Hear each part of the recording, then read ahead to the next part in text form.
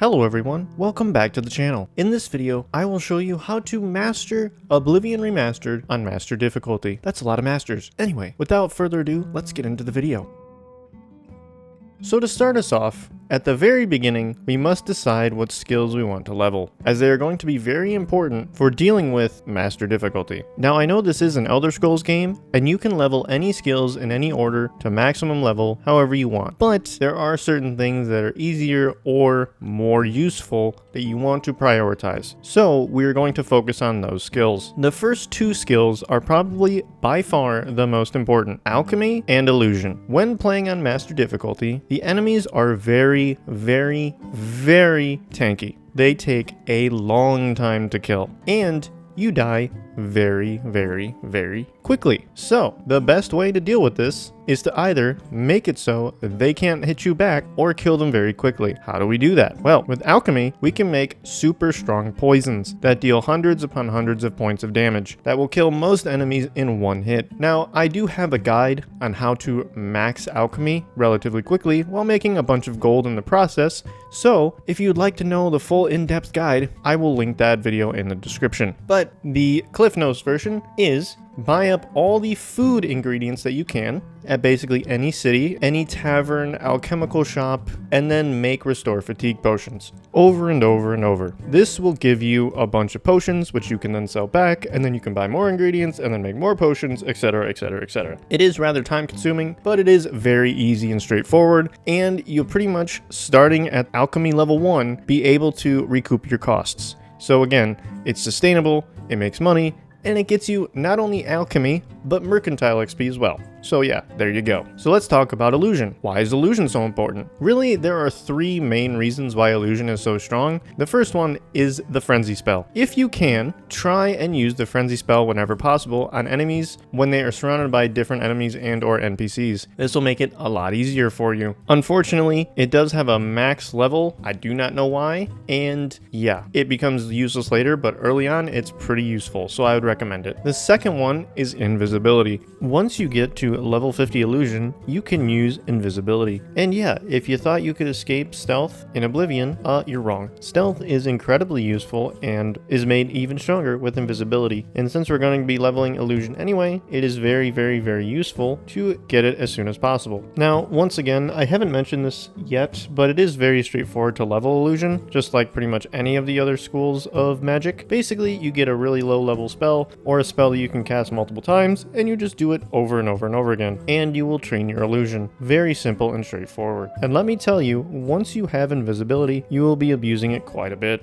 Now, the most OP portion of Illusion is the Paralyze spell. You can get the first instance of this spell at level 50 Illusion, but if you want to use the maximum level, you're going to need up to level 100. And I promise you, we are absolutely going to be wanting the highest level that we can get, as there are going to be enemies that are immune to poison, which means you're going to have to be fighting them for quite a while. And it's going to be very useful if they can't hit you back. And let me tell you, Paralyze is the spell for you. Now, a couple of things. First off, it is very expensive to have the Paralyze skill go on for a long time. For a minute, it's going to take probably your entire mana bar if you fortify it. And you might think to yourself, well, how useful is that if I can only use it one time? And even then, I need to have a Fortify Magica potion every time. Well, I have some good news for you. The Alchemy that we just leveled can give you an insane Fortify Magica and Restore Magica effect that lasts for multiple minutes. That means you can use the Paralyze spell and then regen your entire mana bar in the time it takes you to be able to have to cast it again. It is insanely broken, but really useful. So, once again, we are going to be combining these two things to make this run possible.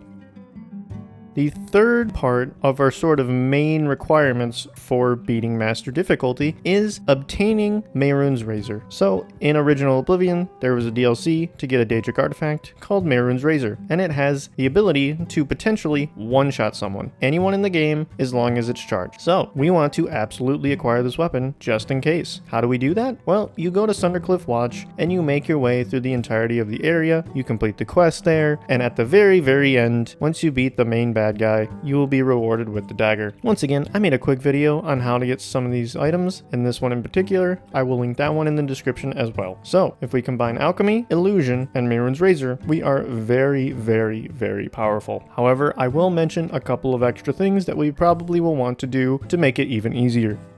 Now, the other type of gear, quote unquote, that we can get is reflect items. Basically, once you reach around level 25, you will start seeing randomly leveled loot that has either reflect spell or reflect damage at the highest level possible. This basically trivializes the game, as you can get full damage reflect, and I think almost close to 100% spell reflect, so this isn't super important, but I will just mention this as, once again, this video is going to make it as easy and straightforward as possible to beat the game on the hardest difficulty. So once again, they can be found in pretty much any randomly generated loot table, at dungeons, so keep an eye out for them. Also, if you complete the Order of the Virtuous Blood quest, you get a really powerful ring with a strong reflect enchantment on it. It is a very easy and straightforward quest, so if you finish that, you can get it as well.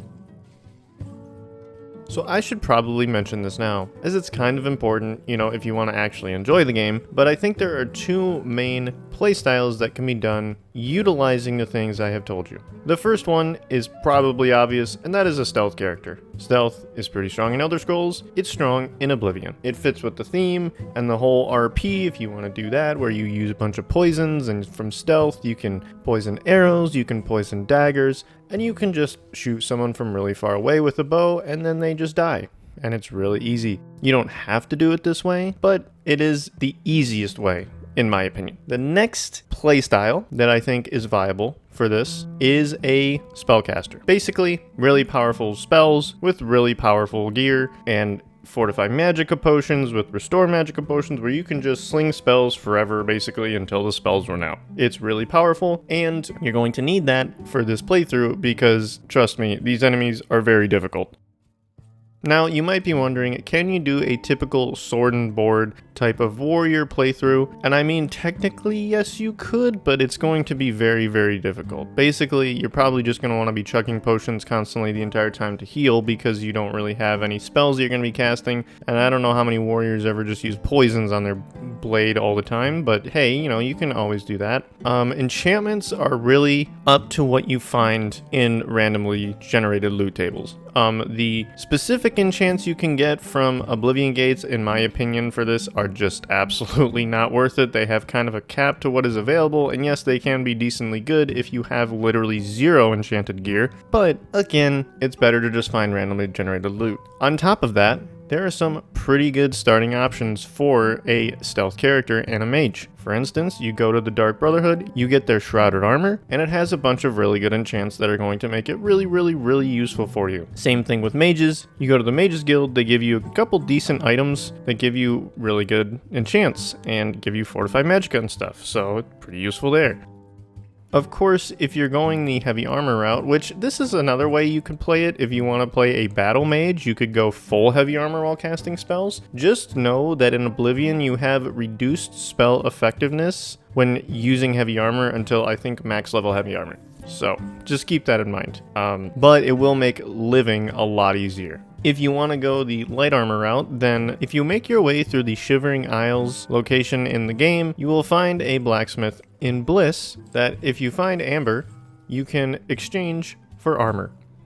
This is probably the best quote-unquote light armor in the game as far as defensiveness, so probably would like to get it. If you do plan on getting into fights, it's not super great, I will admit. Again, light armor on the highest difficulty just isn't that good, but hey, you're probably not going to be maximizing your time in fights anyway, so if you can live long enough to run away or to shoot someone from a distance, that's probably what you want. As far as heavy armor, I think we all know it's Daedric.